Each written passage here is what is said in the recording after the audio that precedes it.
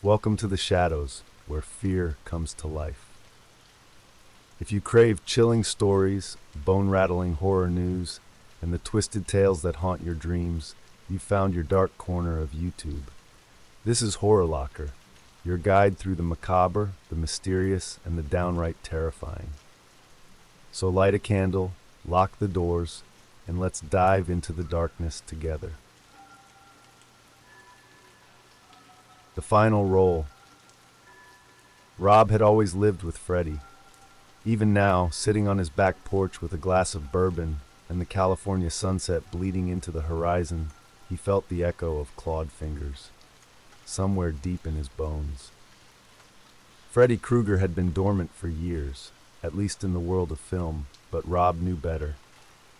Freddy never really slept. He hadn't worn the hat or glove in over a decade. The makeup chair was long abandoned. He'd made peace with that chapter. Horror conventions still brought fans in droves, asking him to say the lines, laugh the laugh, make the glove scrape against metal one more time. And he did, gracefully. But lately, the dreams had returned. Dreams where he wasn't playing Freddy. He was Freddy, no cameras, no script, no cut, just blood. Rob lit a cigarette. He hadn't smoked in years. But the nerves were back. His wife Nancy called from inside. "Rob, you okay?" "Yeah," he lied. He didn't tell her about the dream where he woke up in the makeup chair. But no one else was around. Where the prosthetics bled when peeled. Where the glove fit too well. Where he couldn't take it off. The call came the next day. It was Wes's voice, or something that used to be Wes. "You let him in, Rob. He's crossed over again." Static distorted every other word like it was clawing through the line. Rob gripped the phone. "Wes, this isn't funny." The voice laughed. A sound Rob knew better than his own heartbeat. It was the Freddy laugh. The reflection didn't match. Rob had woken up gasping, sweat drenching the sheets. But when he stumbled into the bathroom, it wasn't his own tired eyes staring back. It was yellow, veined. And behind him, just in the edge of the mirror's frame, stood a silhouette. A fedora, shoulders wrapped in striped wool. He turned, but no one was there. But the scratches across the tile? Real. 4 lines, jagged and deep. The kind only metal claws would make. Rob visited Warner Brothers. No one had called him in. He just felt pulled, like gravity had shifted.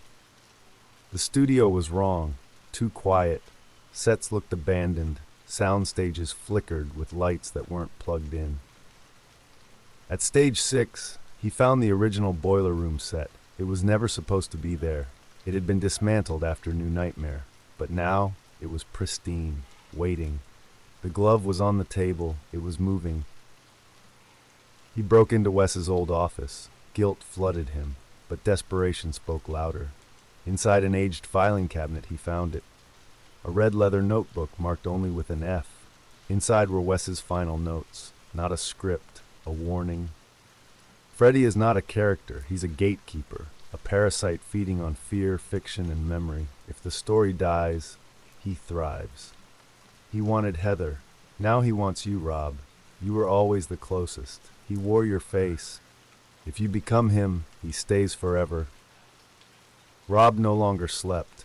When he closed his eyes, Freddy pushed through. His body convulsed. Eyes rolled back. At one point, Nancy found him mumbling lines from Dream Warriors, but with new words. Twisted.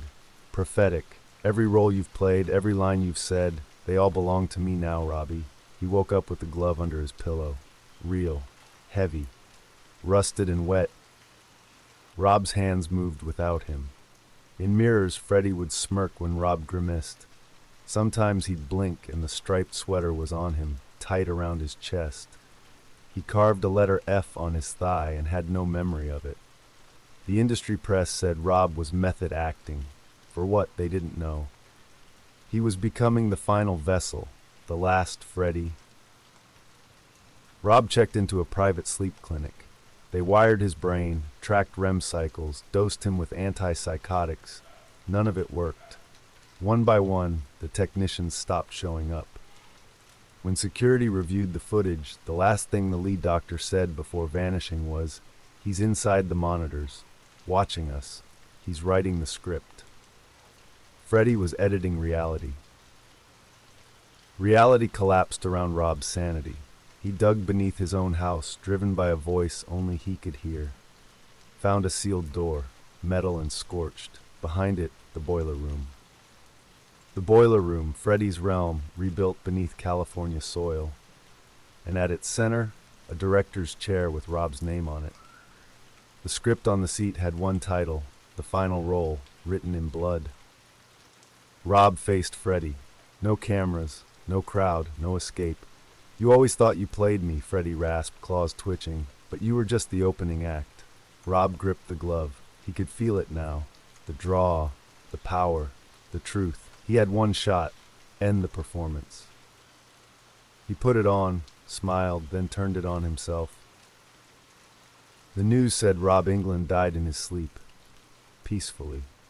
But in a dark corner of the Warner lot, on a long-forgotten soundstage, lights flicker on, and a claw drags across steel, waiting for curtain call. If you made it this far, congratulations. You've survived for now. Don't forget to like, subscribe, and ring that bell, because in the world of horror, you never know what's lurking next. Got a creepy story, a twisted theory, or a horror film you think we should unearth? Drop it in the comments. I'll be watching.